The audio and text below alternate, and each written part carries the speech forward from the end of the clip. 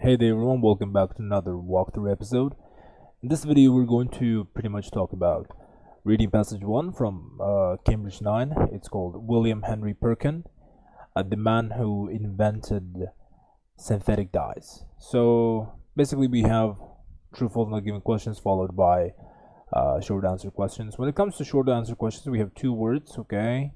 And then so the strategy to solving these kinds of particular questions, it requires it you can either just read the whole text at first and then come back to the questions, and or just pretty much get to understand the questions, and then once you encounter that answer you can just start answering them.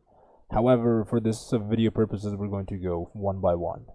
So we have Michael Faraday was the first person to recognize. I'm gonna choose green color here. Perkin's ability as a student of chemistry. Michael Faraday suggested Perkin should enroll in the Royal College of Chemistry.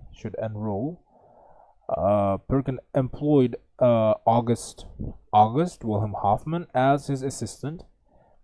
We have a lot of verbs here. So basically, what you have to underline most of the time is that when you see true, false, not given questions, it's really kind of helpful if you just underline the words that are verbs. Obviously, we have to recognize, enroll, employed, and Perkin was still young when he made the discovery that made him rich and famous. So basically, discovery. He was still young. He was young when he made the discovery that made him rich and famous.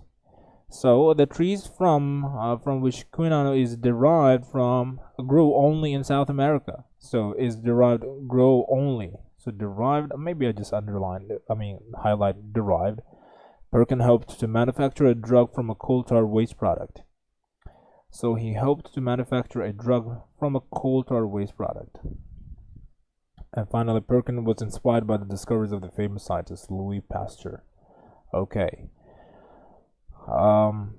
William Henry Perkin was born on March 12, 1838, in London, England. As a boy, Perkin's curiosity prompted early interest in the arts, sciences, photography, and engineering. But it was a chance stumbling upon a run-down yet functional laboratory in his late grandfather's home that solidified a young man's enthusiasm for chemistry. Okay, we have basically an introduction that he was interested in. So he was quite curious. His curiosity were basically targeted at arts, science, photography, and engineering. Basically, four kinds of directions. As a student at the City of London School, Perkin became immersed in the study of chemistry. Okay, so his talent and devotion to the subject were perceived by his teacher, Thomas Hall.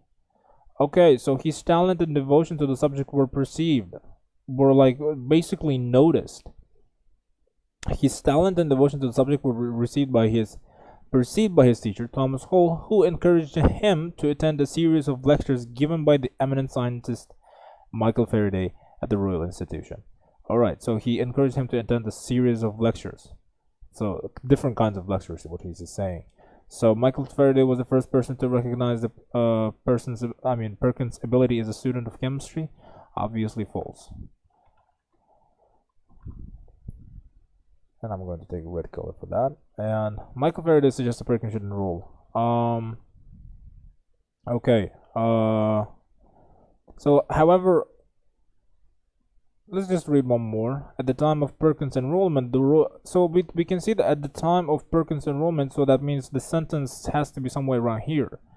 Those speeches fired the young chemist's enthusiasm further, and he later went on to attend Royal College of Chemistry, which he succeeded in entering in 1853 at the age of 15.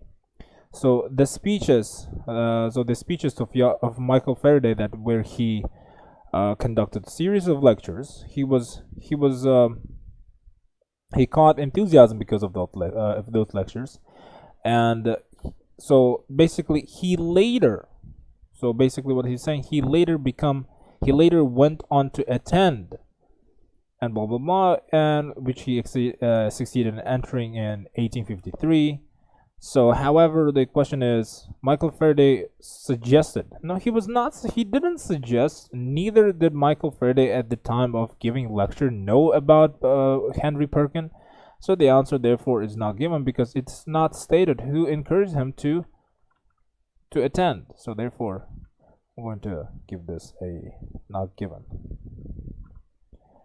Perkin employed August Wilhelm Hoffman as his assistant. Okay. The Royal College. At the time of Perkin's enrollment, the Royal College of Chemistry was headed by the noted German chemist August Wilhelm Hoffman. Perkin's scientific gifts soon caught Hoffman's attention, and within 2 years, he became Hoffman's youngest assistant. So there we go. We have the answer here. It's not that Perkin hired him, but it was the opposite version. So it was Wilhelm Hoffman hired Perkin, not that Perkin hired Hoffman as well. So basically, for that is going to be a false for us. So we're just going to take false. All right, and then we have Perkins was still young. All right, at the time, quinine was the only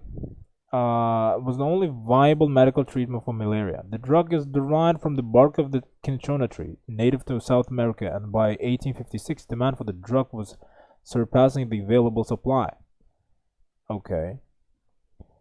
Thus, when Hoffman made some passing comments about the desirability of a synthetic substitute for quinine, it was unsurprising that his star pupil was moved to take up the challenge. Okay. However, not long after that, Perkins made the scientific breakthrough that would bring him both fame and fortune. This is kind of interesting for us. Perkins was still young. So was he young? Perkins was still young when he made the discovery that made him rich and famous. So when he enrolled, he was 15 years old, right? He was 15 years old when he enrolled there. So not longer when Perkin became Hoffman's assistant, youngest assistant. So basically youngest assistant.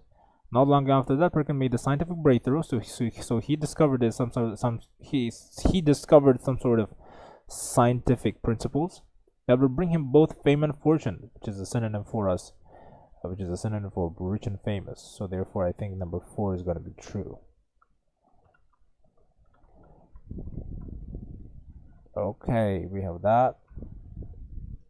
The trees from which quinine is derived grow only in South America. Okay. We basically read this one. During his vacation in 1856, Perkin spent his time in the laboratory on the top floor of his famous house. He was attempting to manufacture quinine from aniline, an inexpensive and readily available coal tar waste product. This is kind of interesting one. So the trees from which quinine is derived grow only in South America. Despite his best efforts, however, he did not end up with quinine. Instead, he produced a mysterious dark sludge. Luckily, Perkins' scientific training and nature prompted him to investigate the substance further, incorporating potassium dichromate and alcohol into the aniline at various stages of the experimental process. He finally produced a deep purple solution. So the first main of that is going to be deep purple solution, and proving the truth of the famous scientist Louis Pasteur's words, chance favors only the prepared mind. Perkin saw the potential of his unexpected find. However, the trees from which quinine is derived grow only in South America. I read the other sentences, so maybe just because I could find anything else. So, however, I can see that at the time quinine was the only viable medical treatment for malaria. The drug is derived from the bark of the cinchona tree, native to South America. So this means that cinchona tree originate in South America. So, however, do they only grow in South America? We don't know. So that's why it's going to be now given for us.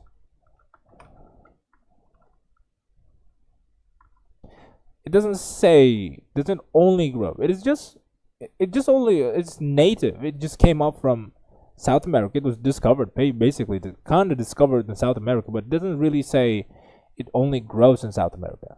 So Perkin helped to manufacture a drug from a coal tar waste product.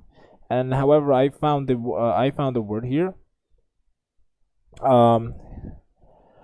He was attempting to manufacture quinine from aniline, an inexpensive, readily available coal tar waste product, a drug. So that is the answer for us again. So we have the answer true. Pretty quickly, we refine the solutions to these true, false, and given questions kind of quickly enough. So I think it's gonna be fairly easy enough as well. Perkin was inspired by the discoveries of the famous scientist Louis Pasteur.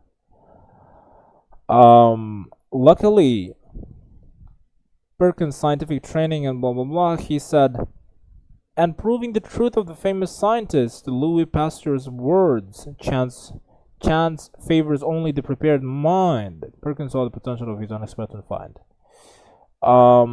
So Perkin saw the potential of his unexpected find. However, whether Perkin was inspired by Louis Pasteur's discoveries or not is not mentioned.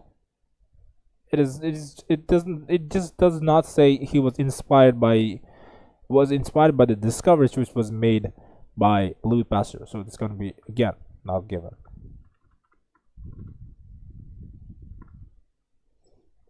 All right, before Perkin's discovery, with what ribbon society was the color purple associated? So once again, we know that true, false, not given questions, they follow the order, and we're still left with quite a decent amount of text. So basically, once we read, I think we will be able to find. Historically, textile dyes were made from such natural sources as plants and animal excretions. Some of these, such as the glandular mucus of snails, were difficult to obtain and outrageously expensive. Indeed, the purple color extracted from a snail was once so costly that in society at the time, only the rich could afford it. So there we go. Only the rich could afford it. It was so expensive that only the rich. Before Perkin's discovery, with what group in the society was the color purple associated? So, once again, historically, textile dyes were made from such natural sources in plants and animal excretions. Some of these, such as glandular mucus of snails, were difficult to obtain and outrageously expensive. Indeed, the purple color extracted from a snail was once so costly that in society at the time. So once it was so costly, that means it's trying to say that before Perkin's discovery, it was once so costly that in society at the time only the rich could afford it. Further, natural dyes tended to be muddy in hue and fade quickly. It was against this backdrop that Perkin's discovery was made. Okay, so it was muddy in hue and it faded really quickly, and because of this, Perkin made that discovery. So that basically is trying to say that it was discovered before that. So, however, the answer for that is going to be the rich, I guess. Oops, the rich. I'm gonna take that for this, and how I would love to maybe we can just put this one as brackets as well. What potential did Perkin immediately understand that his new dye had? All right, Perkin quickly grasped that his purple solution could be used to color fabric, thus making it the world's first synthetic dye. Realizing the importance of this breakthrough, he lost no time in patenting it. But perhaps the most fascinating of all Perkin's reaction to his find was his nearly instant recognition that the new dye had commercial possibilities. So, what potential did Perkin immediately understand? Commercial possibilities, we remember that. Possibilities. It had commercial possibilities. Because perhaps the most fascinating of all Perkin's reactions, he got instant recognition, is another answer for it. Instant recognition is another better phrase for immediately. What was the name finally used to refer to the first color Perkin invented? So, finally used. Perkin originally named his dye Tyrian purple. but it later commonly became known as mauve from the French for the plant used to make the color violet. So he commonly known as mauve. So we know that. I'm going to highlight that as well. And the answer is going to be mauve, or maybe mauve. What was the name for the person's Perkin? Name of the person Perkin consulted before setting up his own dye works. Okay, he asked advice of Scottish dye works owner Robert Puller, who assured him that manufacturing the dye would be well worth it if the color remained fast. So Robert Puller, he got advice from Robert Puller. So the meaning of the word color remained fast means didn't fade away. For example, if you buy a cloth, some of the clothes that are that you purchase sometimes, that we purchase sometimes, they eventually, once we keep on wearing them, a good quality cloth, the color doesn't fade away. However, cheap ones they tend to fade away from the very first laundry process that it goes through. So you just wash it, and the black color loses its own, kind of becomes silver or something similar to that, and red color kind of becomes orange and stuff like that. So yeah, he asked advice from Robert Puller. I'm gonna take that as well. And all right, in what country did Perkin's newly invented color first become fashionable? With the help of his father and brother, Perkin set up a factory not far from London, utilizing the cheap and plentiful coal tar that was an almost unlimited byproduct of London's gas street lighting. The dye works began producing the world's first synthetically dyed material in 1857. And the company received a commercial boost from the Empress Eugenie of France when she decided the new color flattered her. Very soon, mauve was the necessary shade for all the fashionable ladies in that country. In that country is talking about France. So I'm gonna take that. It was in France. There we go. I'm gonna take that. According to the passage, which disease is now being targeted by researchers using synthetic dyes? Okay, not to be outdone, England's Queen Victoria also prepared in a public wearing a mauve gown, or that's a pretty weird color, thus making it all the rage in England as well. The dye was bold and fast, and the public clamored for more. Perkin went back to the drawing board. Although Perkin's fame was achieved and fortune assured by his first discovery, the chemist continued his research. Among other dyes, he developed and introduced more aniline red and aniline black, and in the late 1860s, Perkin's green. It is important to note that Perkin's synthetic dye discoveries had outcomes far beyond the merely decorative. So it means they're just saying that it wasn't only used for decoration or just coloring, it was used more than that. The dyes also became vital to medical research in many ways. For instance, they were used to stain previously invisible microbes and bacteria, allowing researchers to identify such bacilli as tuberculosis, cholera, and anthrax. Artificial dyes continue to play a crucial role today, and in what would have been particularly pleasing to Perkin, their current use is in the search for vaccine against malaria. So according to Patsy, which disease is now being targeted by researchers using synthetic dyes? So it's malaria. Whoops, we're gonna take that, and malaria. So there we go, guys. We pretty much did all the solutions, and it was fairly easy. And we know that we can see that the orders are going all the way from the top to the bottom. You can see that. So yeah. So there we go, guys. If you found the video helpful, if you have any questions, you can leave your questions in the comment section below, and I'll be proud and I'll be very happy to answer those questions. So yeah, if you found it helpful, smash that like button, and don't forget to subscribe for more, as we are totally willing to just pretty much conduct all the walkthroughs as a walkthrough series until Cambridge 18 in the future. So yeah, once again, thank you very much for watching and have a wonderful time.